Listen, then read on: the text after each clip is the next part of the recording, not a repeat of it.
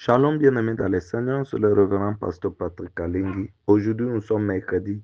Bienvenue dans cette émission Vaincre la sorcellerie. Nous sommes en train de définir les différents concepts.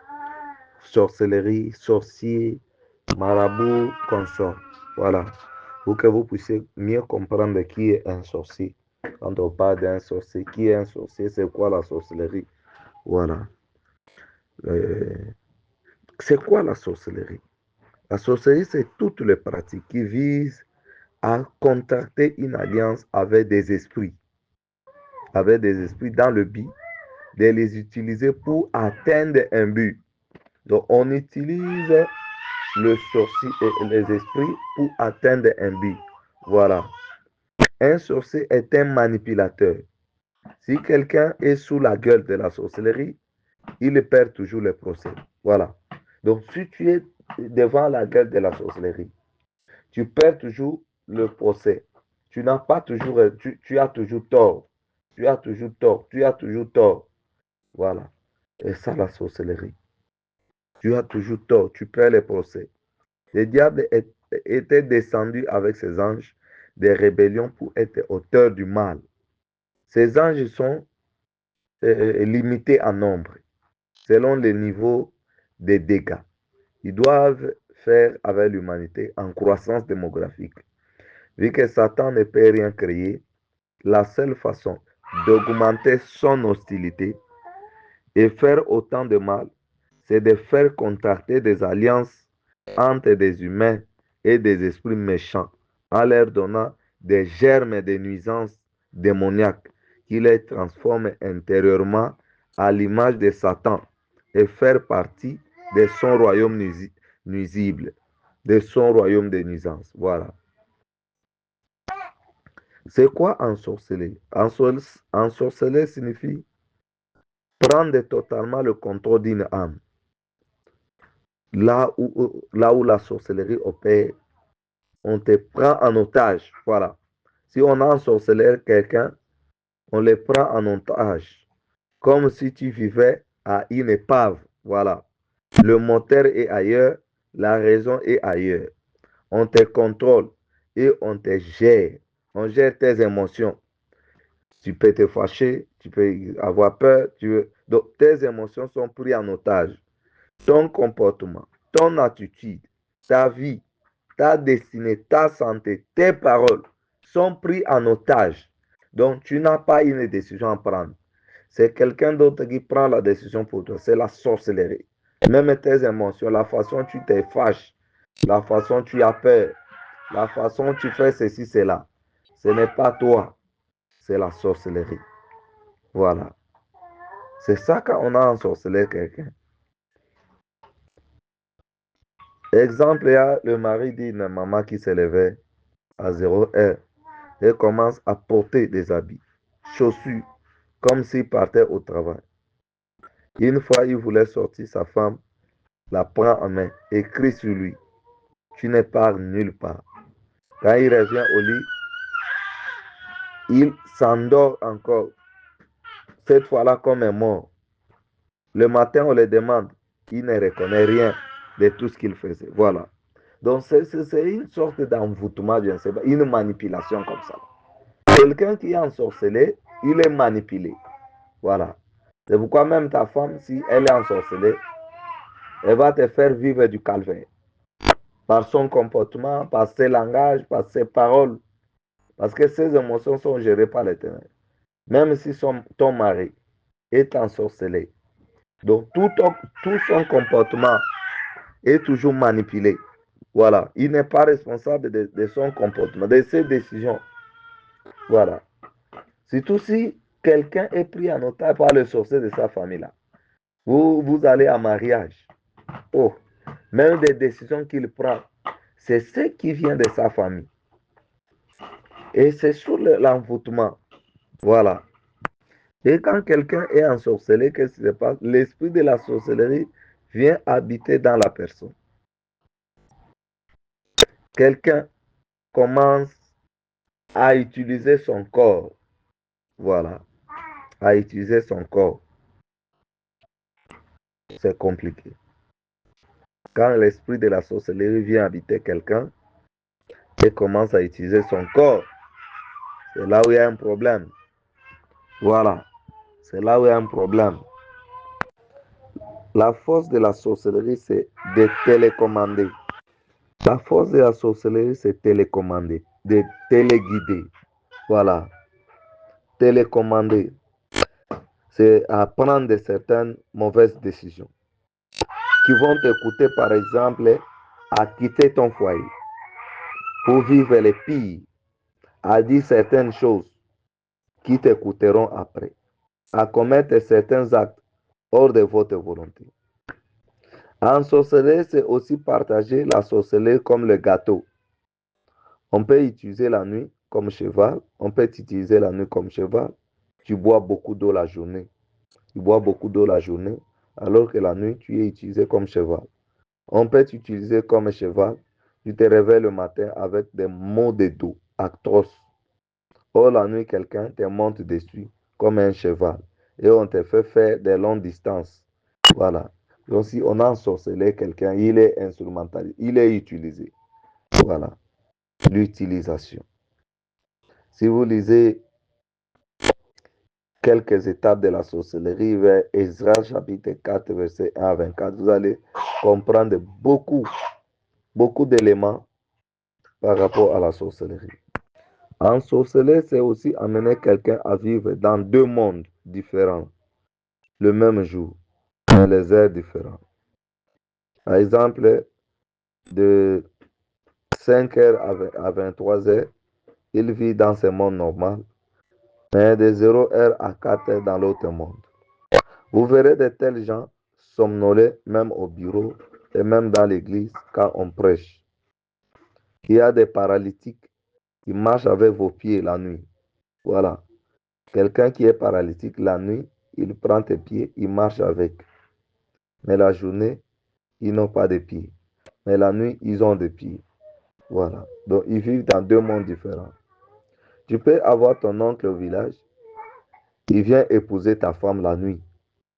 Elle est dans son deuxième foyer. Voilà. Donc, ta femme la nuit est dans son deuxième foyer. Quand tu la touches même pour essayer de la réveiller la nuit, elle est comme un cadavre. Voilà. Donc, elle est dans son deuxième foyer. Avec comme mari ton oncle du village. Quand tu vois d'autres gens toujours fâchés la journée, quand la nuit c'est une reine, il y a de ces sirènes-là, de ces sorciers-là. Quand tu le vois la journée, il se fâche, n'est pas content, tout ça. Parce que la nuit c'est une reine.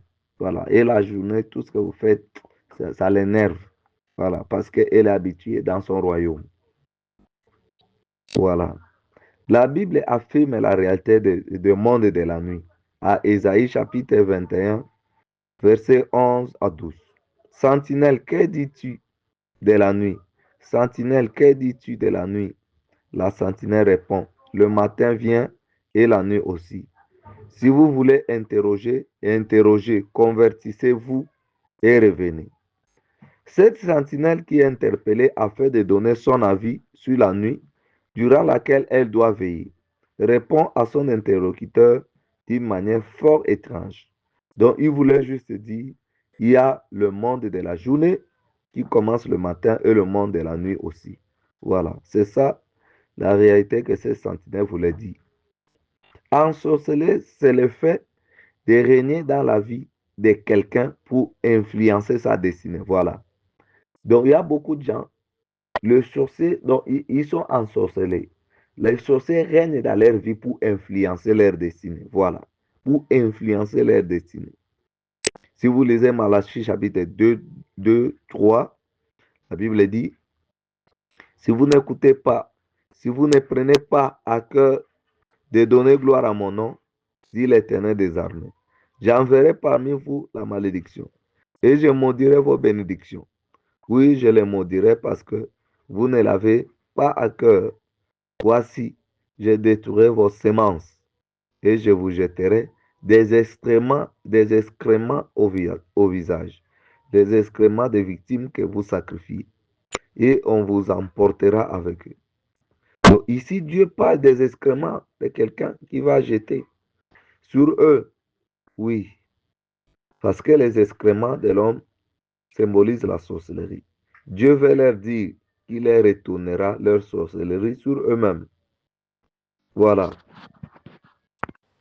Un sorcier qui couche avec une femme la possède automatiquement. Si un sorcier couche avec une femme, ce sorcier la possède. C'est la même chose si une sorcière couche avec un homme, donc cette sorcière la possède. Voilà. Car en couchant, vous vous communiquez le tout, même le démon. Voilà. C'est à 1 Corinthiens chapitre 6, verset 16. Ne sachez-vous pas que celui qui s'attache à la prostituée est un seul corps avec elle? Ah, est-il dit, les deux deviendront une seule chair. Voilà.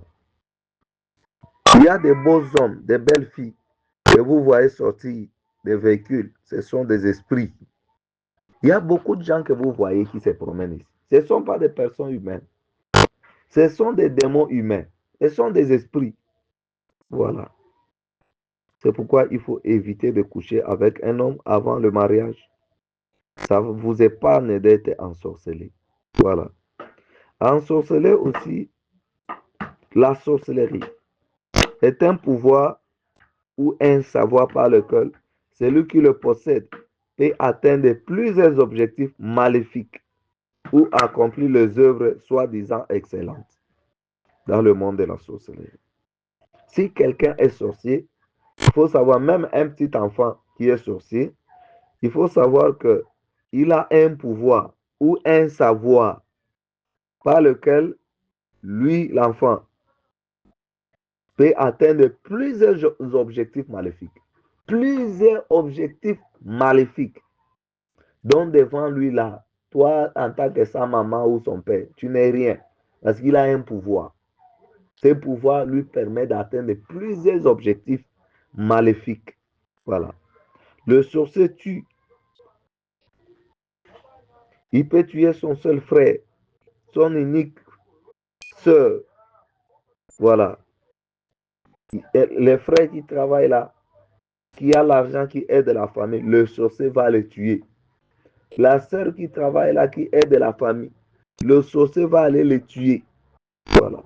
Le sorcier peut empêcher vos affaires d'avancer. Il peut vous faire un accident. Le sorcier peut prendre votre chèque en sorcellerie de sorte que lorsque vous retirez votre argent à la banque, vous êtes incapable de le gérer. Voilà. Le sorcier vous met en palabre avec votre femme, en se muant en mari ou femme de nuit pour troubler vos nuits. Voilà. Donc c'est ça, quand quelqu'un a la sorcellerie, il a un pouvoir ou un savoir par lequel il peut atteindre plusieurs objectifs maléfiques. Parmi ces objectifs, c'est ce que nous sommes en train de citer. Détruire même la vie des gens. S'aimer la prostitution à quelqu'un pour détruire son avenir. Cette prostitution peut amener la victime à avoir chaque enfant avec des différents pères pour lui coûter cher un mariage stable. Avorter pour avoir la pénurie de la conception. Une fois dans le mariage, le sorcier peut rendre quelqu'un fumeur pour détruire l'avenir mental, social, la santé de la victime. Voilà. Tuer ou manger les gens. Abîmer les choses d'autrui. Par exemple, les marchandises, entreprises, voilà, il vient abîmer, il vient gâter. Voilà. Il peut gâter le sexe de quelqu'un, quelqu'un devient impuissant. Il peut gâter le mariage, la relation, le foyer de quelqu'un, l'intelligence de quelqu'un. Quelqu'un devient bourrique. Donc, un sorcier a le pouvoir pour faire beaucoup de choses du mal. Voilà. C'est un expert à faire du mal. Donc, il a un pouvoir, il lui permet à faire tout le mal qui existe. Abîmer les choses d'autrui. Voilà. Une fille avait témoigné qu'elle avait rencontré une amie en première secondaire. Quelque temps après, cette amie avait abandonné l'école car elle était tombée enceinte. La fille a continué les études, mais elle était instable. Parfois, elle pouvait ou ne pas aller à l'école. Ses parents se préoccupaient énormément à son sujet. Malheureusement, ils ne pouvaient pas aider leur fille. Ils ne pouvaient pas aider leur fille. pour décrocher son diplôme d'État. Elle a changé 7 différentes écoles. Ensuite, elle est allée à l'université. Elle a étudié dans des différentes universités. Après son diplôme à l'université, elle a traîné sans travail, sans mariage, jusqu'à ce qu'elle a croisé Jésus-Christ. Elle a persévéré à s'attacher à Jésus. Un jour, un serviteur de Dieu avait les services de délivrance. Cette fille a eu la manifestation et un démon est sorti d'elle. C'était son ami de l'école qui était incarné en elle et qui avait détruit totalement sa vie. Est-ce que vous avez compris? Les deux filles se rencontrent dans l'école primaire. Maintenant, l'une est sorcière. Elle abandonne l'école parce qu'elle était tombée enceinte. L'autre continue. Quand elle continue, en tout cas, ça ne va pas. La fille bourrique. Le parent devient incapable même de le soutenir à décrocher un diplôme d'État. La fille va à l'université. Elle change des universités. Elle persévère, mais... Donc, c'est comme si tu es ensorcelé, si le sorcier derrière toi ou bien t'a possédé, donc tu vas faire des démarches. Donc, tu vas vivre mécaniquement. C'est comme un véhicule qui ne s'allume pas qu'on est en train de pousser avec le main. C'est ça quelqu'un qui est ensorcelé. Tu vas changer, tu vas faire ceci, tu vas aller là-bas. C'est ça que cette fille a rencontré. Heureusement qu'elle a rencontré Jésus, elle commence à fréquenter l'église. Elle croise un serviteur de Dieu qui fait des délivrances et un démon commence à parler. Ces démons-là, c'est au nom au nom de son ami là de l'école primaire. Voilà. C'est elle qui l'avait possédé qui a ruiné sa vie. Qui a ruiné sa vie. Le sorcier est capable de ruiner la vie de quelqu'un. Ruiner la vie de quelqu'un. Rien du bon ne va sortir. Tu vis mécaniquement. Tu étudies avec beaucoup de peine. Tout ce que tu fais, c'est avec beaucoup de peine, avec beaucoup d'efforts, mais qui n'aboutit pas. C'est ça la sorcellerie. C'est ça ce que la sorcellerie est capable de faire. Voilà. Exercer le pouvoir sur les plans politiques coutumiers et dans le monde des affaires. Exercer la domination sur tout un peuple, une tribu, un clan, une province ou un pays ou le monde. Et un pouvoir méchant. Voilà. Se protéger contre les attaques diaboliques et contre la mort. Voilà. La sorcellerie. La sorcellerie. En outre, la sorcellerie est la recherche de la puissance communiquée par un esprit qui possède l'homme après un pacte conclu. Voilà. La sorcellerie est la recherche de la puissance communiquée par un esprit qui possède l'homme après un pacte conclu. Et puis, des rites d'initiation. Cette puissance se manifeste par la parole, les incantations, les formules, les prières mystiques, la connaissance des herbes et des plantes. Certains sorciers ont sous leur ordre des objets, des animaux qu'ils utilisent pour voler, attaquer, semer la mort, traquer les gens, surveiller les gens, généralement pendant la nuit. Ils ont des crocodiles, des oiseaux, des chats, des souris. Ils ont des balais, des tiges d'allumettes qu'ils utilisent pour s'envoler, des écorces d'arachide, des malaxères. Il y a d'autres sorciers qui ne dorment qu'avec la tige d'allumette. Ne peut pas aller au lit sans tige d'allumette. Donc, il ne peut pas manquer la tige d'allumette. C'est ça son avion. Il ne peut pas manquer les balais. Il y a certains qui dorment dans leur chambre avec un gobelet d'eau parce qu'il doit plonger dans l'eau, dans le monde des eaux. Voilà. Donc, c'est ça ce qu'on appelle la sorcellerie ou le sorcier. Ils ont ces puissances-là, maléfiques pour faire du mal, causer les dégâts. Les sorciers, ce ne sont pas des personnes ordinaires.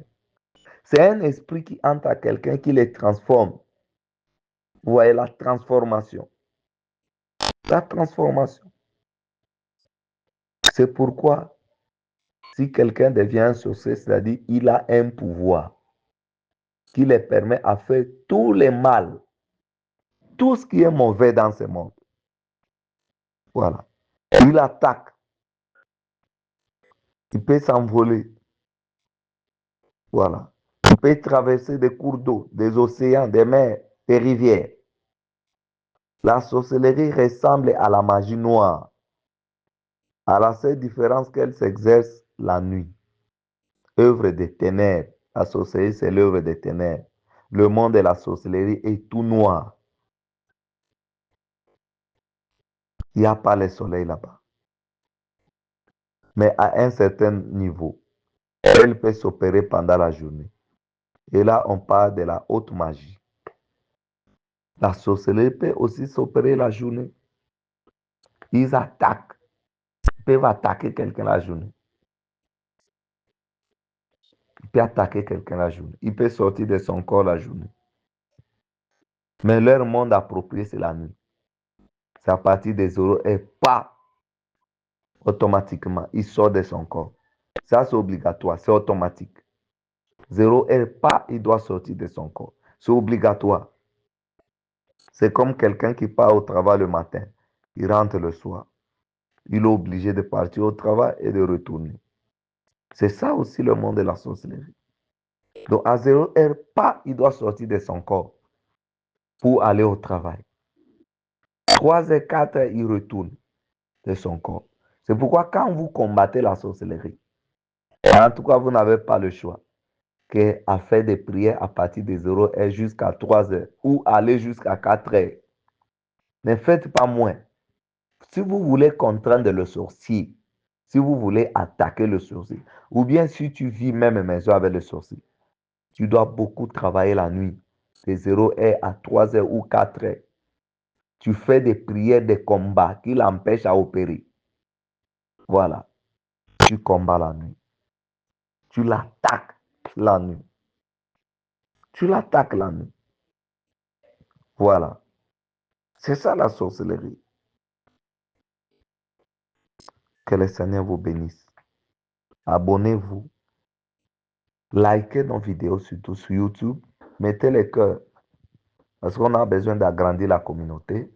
Alors, YouTube peut commencer à proposer nos vidéos à d'autres personnes. Si vous likez et si vous mettez les cœurs, ça va lui montrer que cette vidéo est très importante. Soyez bénis. Bonne journée.